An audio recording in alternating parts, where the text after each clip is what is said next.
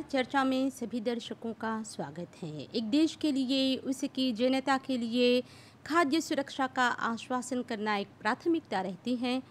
Mauritius भी इसी से अलग नहीं है। यहाँ पर भी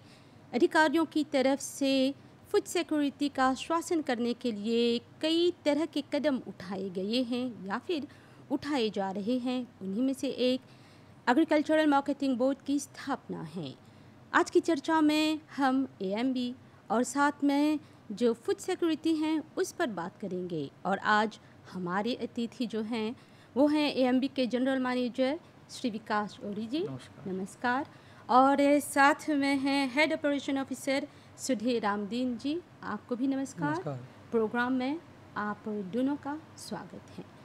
पर सबसे पहले चलिए हम ये रिपोर्ट देखते हैं जो कि रितेश महावीर की हैं, जिसमें ये बताया गया है कि ये एग्रीकल्चरल मार्केटिंग बोर्ड हैं, ये किस तरह से यहाँ पर कार्य होता है।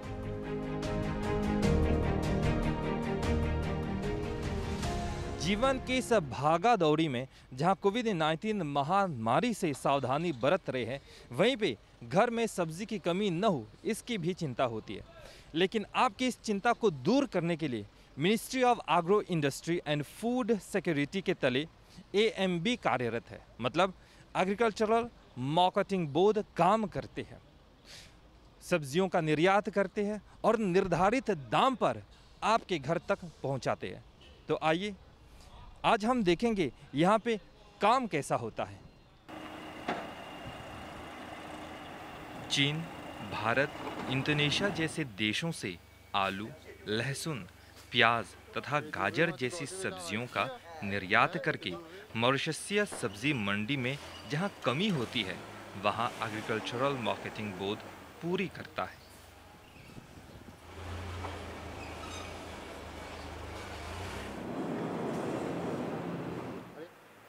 बड़े जहाज से सब्जियां कंटेनर में आकर एएमबी के शोमफाद में रखा जाता है। वहीं पे बड़े बड़े रिटेलर्स अपनी अपनी सब्जियां लेकर सुपरमार्केट और अन्य सब्जी वालों को वितरित करने के लिए जाते हैं।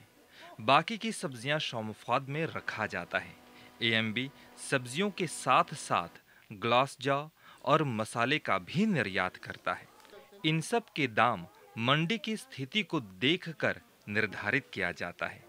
सब्जियों को तोला जाता है और उनकी पैकेजिंग होती है। फिर अंत में ग्राहक आकर बड़ी मात्रा में तो कभी छोटी मात्रा में सब्जियां ले जाते हैं।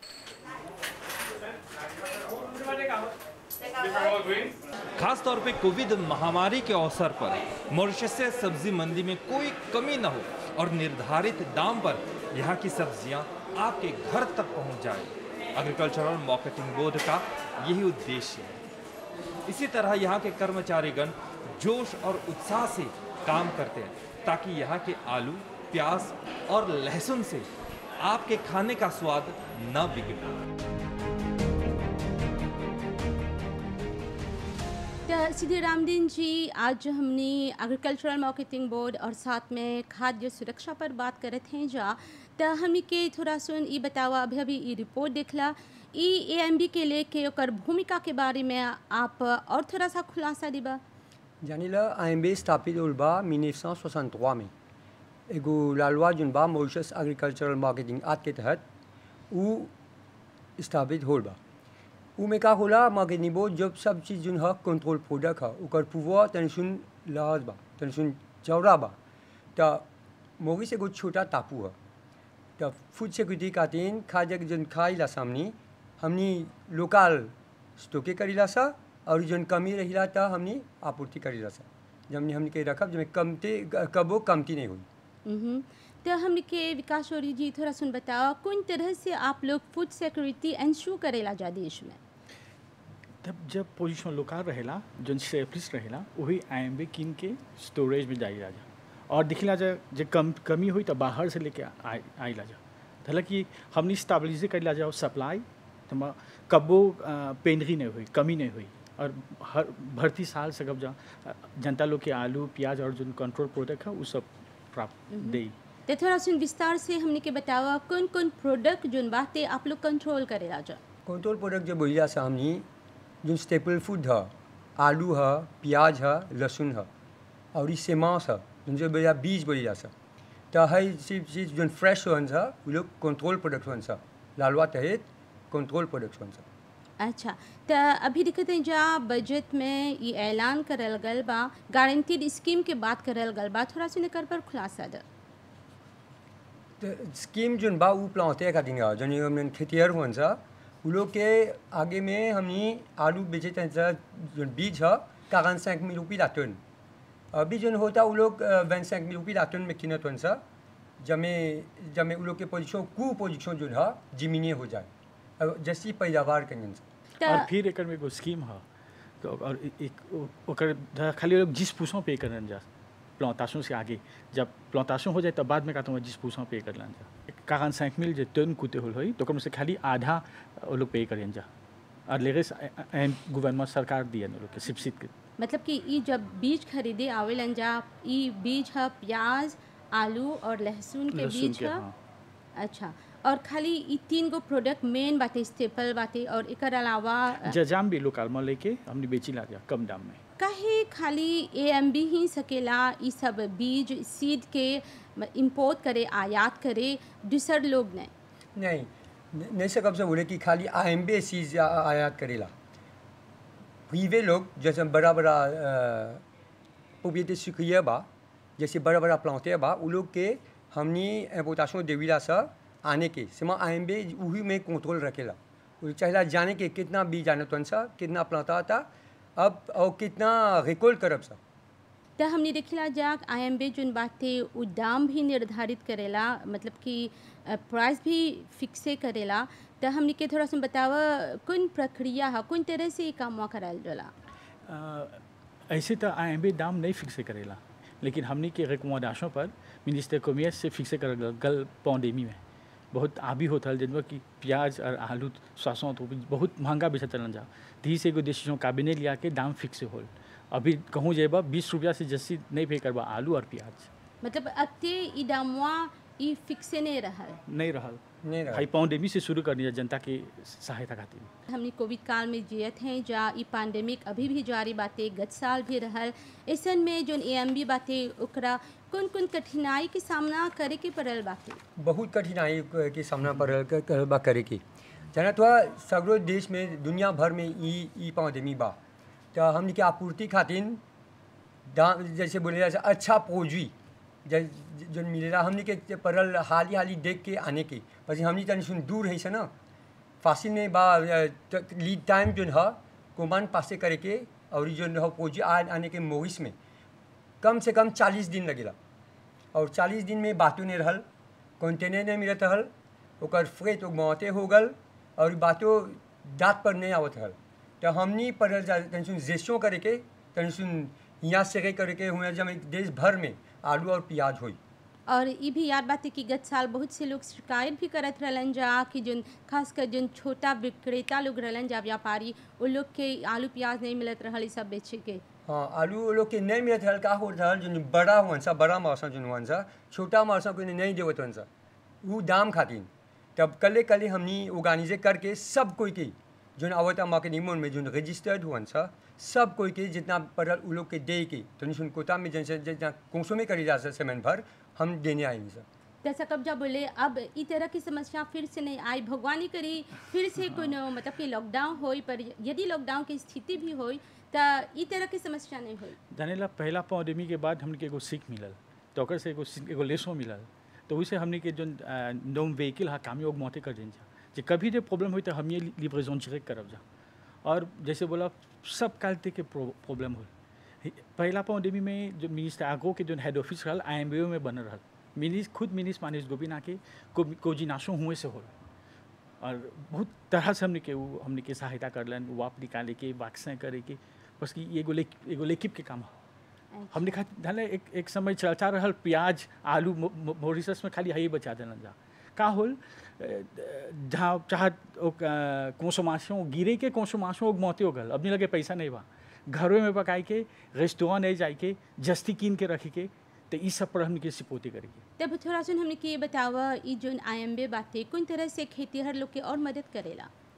बहुत मदद होला जानेला मॉरिस में पैदावार जैसे आलू के बोलब आलू पैदावार शुरू होई एगो 20 दिन में पैदावार शुरू हो जाए थोड़ा कुमौसमा में तनसुन कमती रहेला बाद में जब बोला एगो गलत हो जाला बहुत आलू चल जा आवेला मंडी में तो हमने का करी सा एगो गारंटेड प्राइस देविला सा आलू की दूगो गारंटीड बा एगो फर्स्ट ग्रेड के एगो मिक्स ग्रेड के फर्स्ट ग्रेड के 27,500 जोन हई बरिस के होई और ई सेकंड ग्रेड के 24,500 का होला इमें एगो स्पेसिफिकेशन है जब आलू जब खोजे रग रखे के बहुत दिन तो एगो क्वालिटी चाहना रखे के एगो स्पेसिफिकेशन बाऊ में तो हमने का करी जा सा जो स्पेसिफिकेशन तहत रही हमने किनब सा हो आलू जो ज़्यादा बा मंडी में वो खरीद के हमने के भंडार में रखब सा और बाद में जब कमती हो जाए तब मंडी में हमने डालब सा। हम एगो चीज़ यहाँ से बोले तोहरा कि हमने के एक ही बार 3 गो चीज़ पड़ता करे की जनता के रक्षा करे के जब परिवार नहीं मौते हो और même temps planter के फैसिलिटी दे के ओके सब सीड्स दे के और même temps ओकर जितना जन दाम ओकर से किनब सा उगमौते करेगी और फिर जन ज़्यादा सरप्लस पैसा रहा जन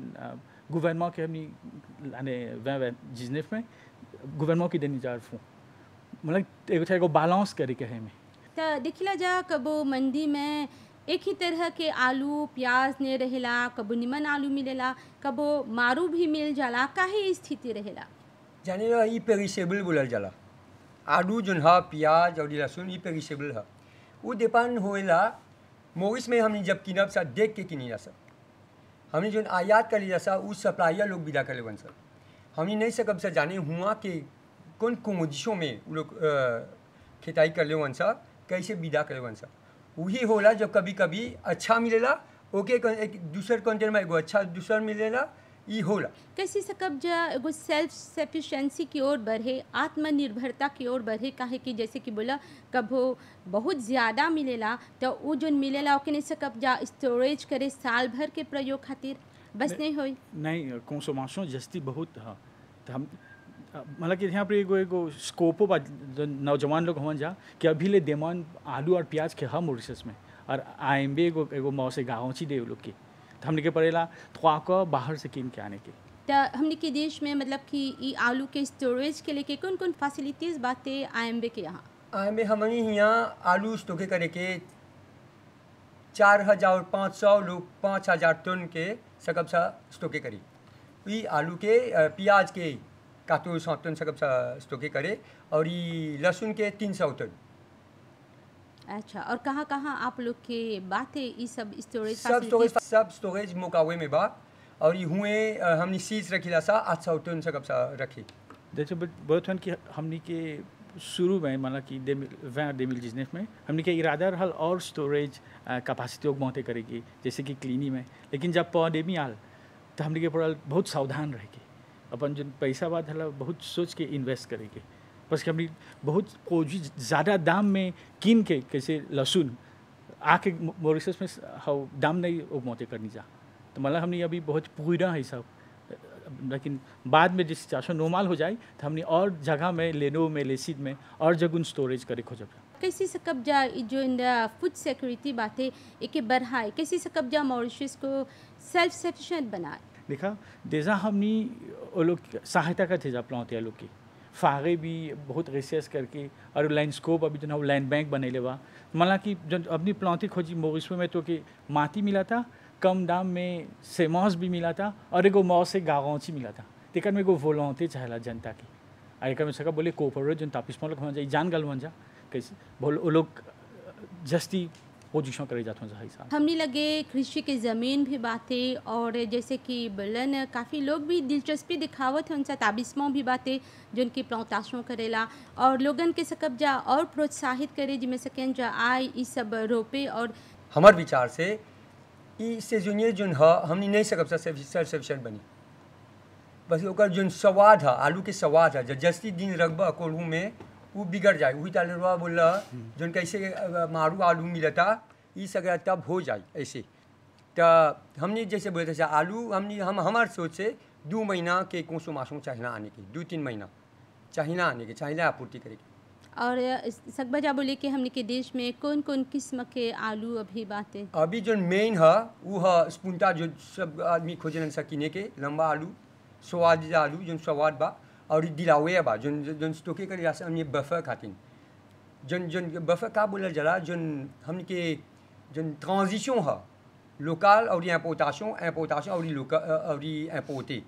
तो हमने दूर है से ना और 2 सेमेन 3 सेमेन के कंसोमेशन जोन है हमने के चला रखे कि हमने के गोदाम में जब मैं कमती पड़ी तो हई में से हमने निकाल के दीजा वही जब नहीं सर हमने के चला आश्रय करे के जब मैं कमती कबो नहीं हुई और एक बात सकती बोल रही हैं कि धोल में यहाँ पर जो डिमांड है जस्ती लोकल के है पमदितिया लोकल अपनी खोजिला और प्याज भी तो मतलब कि एगो सकेला अपनी लोग के हाई प्लांटेशन में डाले और उसके डिमांड हमेशा रहेला लोकल हाँ, काहे कि लोकल जोन आलू बाते ओकर स्वाद जस्ती निमन रहेला ओकर से चिप्स भी करबे त बेहतर रहेला और हमने के अब ये बताओ क्या इस सच है कि जोन सीड के जोन प्रोडक्शन बाते वो भी घटत बाते थोड़ा सुने ना क्लाइमेट चेंज हो गल बा और फिर कोनो बीमारी भी रहा लेकिन खाली वह पूछा घटल बा 1000 टन से 800 टन ले हिसाब बा ते के बढ़ाई के कुछ नहीं सकल जाए करे और एके बढ़ाए के चला अच्छा कुमोजिशों डाले के चला अच्छा ज़मीन खोजे के अच्छा प्लांटेशन करे के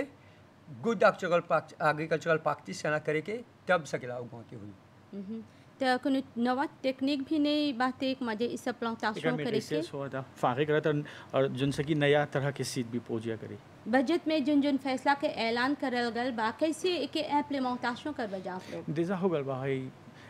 50% जो सब्सिडी है वो दिया गल बा हमेशा था फिर प्लांटिया लोग के जो दाम दिया लोग के लोग संग हमने खरीद जा 27,500 गार्डन और 24,500 मिक्स देजा हो गल बा अब जाके कमिटी हुई तो प्याज और लहसुन के भी दाम फिक्स हुई तो इस सब्सिडी जोन बातें बोला जा लहसुन और पल्सेस तक बढ़ावल जाए पल्सेस के अंतर्गत थोड़ा सुन बोला कुंच आवेला आरिको हाँ आरिको हमने ओकर से मौसू दे ला बाद में सोचना कि सीट चुसी ओके बढ़ाव जब मोरिशे में जब सका सा आरिको ब्लां या आरिको मोरिशे में पूजा करी ओकर भावी परियोजना कुंच बातें देखा डेमिल जिनेफ में बहुत तरह के हम खुद वहाँ जब से आईनी बहुत तरह के पोजे डाली खोजीदा नवा रिटेल आउटलेट जमा आदमिया घर के भीड़वे से किन ली एक दो जन ली जा गुडलैंड में गाँव में बोशा में और फिर रोजबेल में जब दो साल पैंडेमी आल तो पर सोच के धला बेसिक मेन प्रोजेक्ट में कॉन्सेंट्रेट करे तो वुतन में जो देखला हुआ बनल बा नेशनल होलसेल मार्केट ये सरकार बीजे के को डिसीजन चला IMBV के मैनेज करे के तो हुआ पर जो जितना भी लौका हुआ था जैसे शहर में फ्लैक में वाकुआ में वो सब बंद हो जाए लीगल में तो सब जो लौका हो लावंत लेगिम और फ्री के हुए पड़ी हुई एक ही जगह में हाँ पूरा देश खातिर तेकर से प्लांटे लोग के सुविधा होई उबे तो जाने ला बहुत दुख के साथ हमने देखा चे निजा कि जो प्लांटे लोग रहल 11 बजे रात के चल जाते लंसा अपन लेगिम फ्री लेके हूँ अपनी भर्ती रात हुए सुतियन जा फजीर ले तो हमने ये सब हाँ हाँ बस कि प्लास नहीं रहल और सिक्योरिटी नहीं रहल लेकिन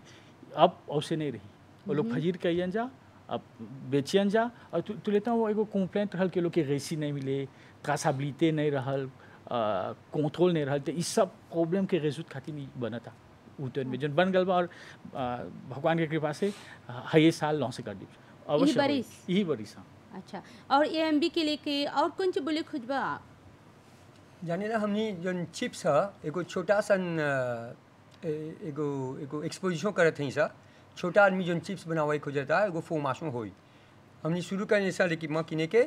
एगो कंपनी है फ्रांस जो नेताबिया हो गल बा मोरिस में वो मोरिस में के हमने से आलू लेके ट्रांसफॉर्मे करेला चिप्स बनावेला तो हमने खोजिला सा कि जितना इम्पोर्टे करनी सा टेंशन चला कमती करेगी पोजी लोकल वे से तो टेंशन फॉर्मेशन देव सा फागे के सहायता से तो सोचा जैसा कि पोजवा सफल हुई अच्छा और एक अलावा IMB कुछ करके हमने के आक्वे में हमने के जो लालवा है एगो सुधार हुआ था ऐसे लोग बगल से जब सकब जो कोनो फौजी आप जो सुनला अभी कोनो फौजी जो कमी हुई देश में जो चाहिए हमने के पोते करेंगे तो पोते से कब्जा करे जमा जनता खातिर प्रॉब्लम नहीं हुई देखा कब वो जब मुवेता रहेला तो हमने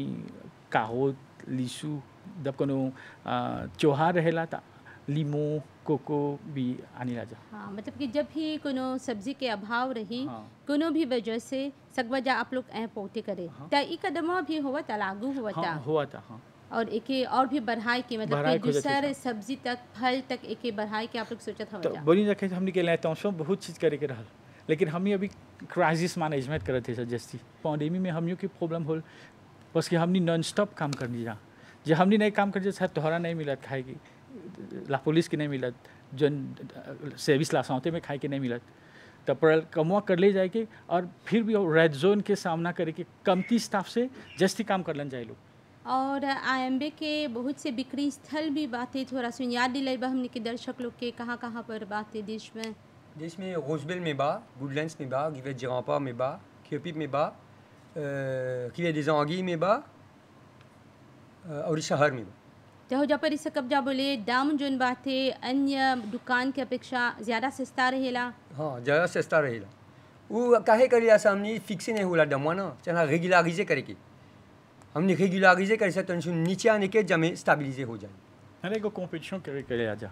हमने कैसे बार आलू से क्लास 17 रुपया में बेचब जा तो लोग ढेर महंगा नहीं सीखना 20 रुपया सेकेंड जा बेचे और हमने के लिए तो ये कि एगो लो कॉस्ट आउटलेट बाद में जो अपनी के कम आमदनी भाई कोविड कारण जब आईएमबी के स्टॉल में जाए तो सकी ओकर तौत भर जाए कमती पैसा से, लेकिन बहुत चीज़ जो बेसिक हाँ सकी किन ले और चाहे सस्ता रही पर अगर क्वालिटी से कोनो कम्प्रोमाइज़ नहीं होएला। नहीं क्वालिटी हमेशा चेक होला, लेकिन बोला ना कबू ये पेरिसाब है 100% ये सब आज अभी आलू भरला कामियों में बिहान से की ओकर क्वालिटी गाती हो जाए होला इसे। हमनी के जो एग्रीकल्चरल मार्केटिंग बोर्ड बाते दूसर देश में भी इस तरह के संगठन पाल जाला, मतलब कि आप लोग भी दूसर देश से प्रेरित होके कदम उठावेला जा देखेला जा जो प्रोजेक्ट बातें मॉरिशस में भी सकेला लागू होई इस तरह के इंस्पिरेशन भी लेवेला जा हमने जैसे कि भारत में भी बा हाँ तो कबू सहायता चाहेला तो वो लोग हमने के देवेलन जा और ई आईएमबी के गतिविधि के लेके और कौन बोलबा हम बोलब हमने की चाहेला हमने फ्रंट लाइनर जन काम करेला जा ऑफिशियल में बस हमने की चाहेला हमेशा सेवा करे के जो दूसर लोग के सेवा करेला। तो जैसे कि अन्य सब्जी बातें जैसे कि टमाटर ये सब आईएमबी बिक्री नहीं करेला। नहीं ये हमने के मैंडेट में नहीं है अभी जानिला ये प्रोजी बहुत पेरिसाब है। हमने एगो सेल्फ फाइनेंस इंस्टीट्यूशन है सर हमने काम कर लिए सर अपने आप निर्भर है सर फाइनेंशियली तो ये रिश्वा टेंशन बहुत बा कहीं बाद में कहीं कोई न्यूरो टेक्निक आई तब देखा जब कैसे काम हुई। पर दूसर चीज़ भी बातें आज कर देखते हैं सर जैसे कि मान्युक बातें पतात बातें वियोलेट बातें इस सब के दाम बहुत बढ़त बातें आप लोग ने सोचत हवा जा इस सब के भी थोड़ा कंट्रोल करे इस सब भी बेचे के ती लोकल में पहुँचे होला लेकिन दमवा फिक्स नहीं है ना तो कबो एक में कोनो आबी है आप सोचत हवा और जो सब्जी बातें या फल बातें सकबजा आईएमबी के अंतर्गत एकरा अपनाए मतलब कि और बेचे भी जानेला हमने आईएमबी खाली आलू प्याज और लहसुन के नहीं देखिला सा हमने स्टोरेज फैसिलिटी देविला सा जोन प्रोड्यूस करेलन सा जोन एपोर्टे करेलन सा हमने ये लोग की फैसिलिटी देविला सा ओकन प्रोड्यूस रखे के जब बाद में बेचियन सा तो कैसे बोला हमने नहीं सकब सा कौन से कर रहे लोग संगे तो ये फैसिलिटी देला सा हमने स्टोरेज फैसिलिटी वा देला सा और आईएमबी जोन बातें गुमात्र संगठन है देश के अपने आप में ओकर समान दूसर ने बातें हाँ ई कमवा करे खातिर हम सरकार है कमवा हम ही के दिलवा करे के। अच्छा और प्राइवेट में भी इस तरह के संगठन है बातें अभी है बरिस के है सा पोताशों में जाने हो जब पैंडेमी होल सरकार एगो डिसीजन लेलक जब मैं प्रीवे के नए चेना एपोते करेगी तो हमने आईएमबी जब ऐसे आल जस्ती प्रोड्यूस आने के देश में ओकर मैनेजमेंट करे के जब में कमती नहीं हुई तो हमने से कब सब बोले अच्छा से कमवा करनी से है बरिस शुरू से अभी ले जब लोकल आवा था कमती कोनो कमती नहीं हुआ देश में। अच्छा तो हमने प्रोग्राम के अंत तक आ गए हैं जा आखिर में कुछ जोरे खोजबा ई आईएमबी के लेके तो हमने के लिए तो शो रहल कि बहुत तू बोले खोदला कि कहे ना पलामुन के विश्व से स्टोरेज के तो ओके सुवी देखो टेक्निक कहाँ ला ओके काट के कोल्हू में डाल के बहुत ले तौशों बा लेकिन बोला अभी न्यू नॉर्मल्स में जिया थे जा जैसे सब चीज़ नॉर्मलाइज हो जाए तो हमने के बहुत चीज़ और करे के बा हमार जनता के सब्जी के कमी न हुई मोविस। हाँ, जैसे कि जिन पेरिशेबल फूड बाटे सकब जा ओकरा कान में डाल के भी या फ्रोजन बना के भी सकल जा बेचे ताकि फूड सिक्योरिटी के इंश्योर करल जा सकी। हाँ चाइना जैसे बोले थे सर हम एगो छोटा सन जो चिप्स बनाए के शुरू कर लिया सर सकेला ऊ में एगो पायलट प्रोजेक्ट होई तब देखल जरा बाद में मोविस में कैसे वृद्धि हुई ई दिशा में। AMB के जनरल मैनेजर विकास ओरी जी और साथ में सिद्धि रामदीन जी बहुत बहुत धन्यवाद इस सब जानकारी के लिए। तो इस तरह चर्चा में आज हमने खाद्य सुरक्षा पर बात की और साथ में इसके पीछे जो एग्रीकल्चरल मार्केटिंग बोर्ड है उसकी क्या भूमिका रहती है, वो किस तरह से कार्य करता है। इसी के साथ हमें अनुमति दीजिए। नमस्कार।